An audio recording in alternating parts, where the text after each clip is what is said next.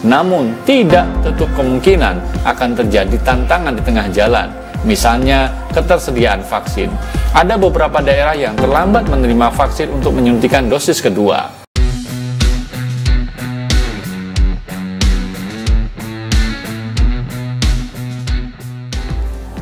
Assalamualaikum warahmatullahi wabarakatuh. Halo sahabat MOC, ketemu dan berjumpa lagi dengan Mas Oji Channel, teman berbagi motivasi dan inspirasi. Terima kasih kebersamaan teman-teman semuanya. Hari ini saya ingin berbagi informasi sebuah pertanyaan yang sering ditanyakan teman-teman yang sudah vaksin ya.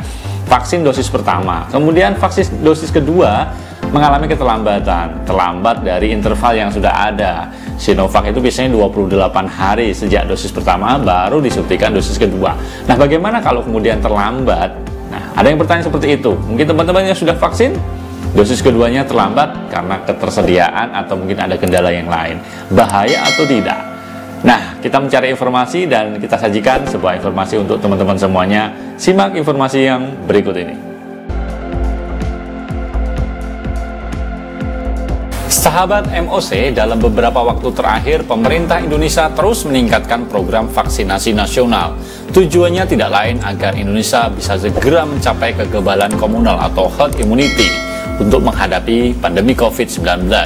Setidaknya hingga 14 September 2021, pengadaan vaksin di Indonesia sudah mencapai lebih dari 232 juta dosis vaksin dalam bentuk bahan baku maupun vaksin jadi. Cakupan vaksinasi nasional sudah mencapai lebih dari 116 juta dosis. Berdasarkan data jumlah di hari Senin 13 September, sebanyak 73,8 juta sudah menerima vaksin dosis pertama dan 42,32 juta diantaranya telah mendapatkan 2 kali suntikan vaksin COVID-19. Satgas Penanganan COVID-19 berpesan saat ini menunda vaksin sama dengan meningkatkan resiko terpapar virus dan terkena dampak lebih parah. Satgas meminta masyarakat untuk tidak usah pilih-pilih jenis vaksin karena vaksin terbaik adalah yang tersedia saat ini. Di tengah upaya peningkatan laju vaksinasi COVID-19, tidak menutup kemungkinan terjadi keterlambatan dalam pelaksanaan vaksin, termasuk untuk penyuntikan dosis kedua akibat sejumlah kendala. Mengutip laman resmi Kementerian Kesehatan, juru bicara vaksinasi Kementerian Kesehatan, Dr. Siti Nadia Tarmizi mengatakan, meskipun pemerintah terus mempercepat pelaksanaan vaksinasi, namun tidak tertutup kemungkinan akan terjadi tantangan di tengah jalan, misalnya ketersediaan vaksin. Ada beberapa daerah yang terlambat menerima vaksin untuk menyuntikan dosis kedua. Keterlambatan penyuntikan vaksin dosis kedua selama masih dalam interval yang direkomendasikan para ahli masih aman dan tidak akan mengurangi efektivitas vaksin pertama sehingga antibodi kita masih dapat terbentuk dengan optimal melawan virus COVID-19. Untuk vaksin Sinovac, jarak penyuntikan dosis 1 ke dosis yang kedua adalah 28 hari, sementara vaksin AstraZeneca 2-3 bulan. Sementara bagi penyintas dapat divaksin setelah 3 bulan dinyatakan sembuh. Untuk penyintas yang sudah mendapatkan vaksin dosis pertama sebelum dinyatakan positif, maka bisa melanjutkan vaksinasi dosis kedua setelah sembuh 3 bulan. Tidak perlu mengulang kembali. Ya, itu tadi teman-teman semuanya tentang keterlambatan vaksin dosis kedua.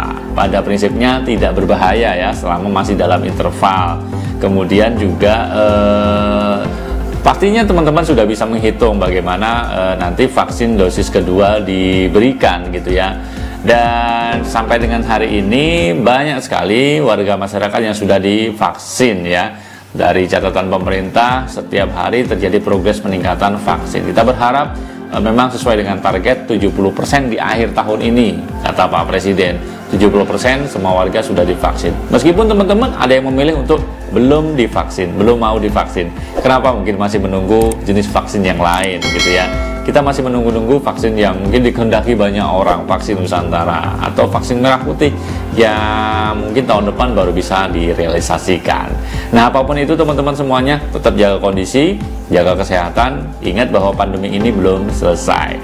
Gitu aja teman-teman semuanya, informasi singkat yang bisa kita sharingkan pada kesempatan kali ini. Terima kasih kebersamaannya. Tetap dukung Mas Oji Channel dengan cara klik tombol like, share, dan subscribe. Saya undur diri, saya mohon pamit. Sampai ketemu di lain kesempatan. Assalamualaikum warahmatullahi wabarakatuh.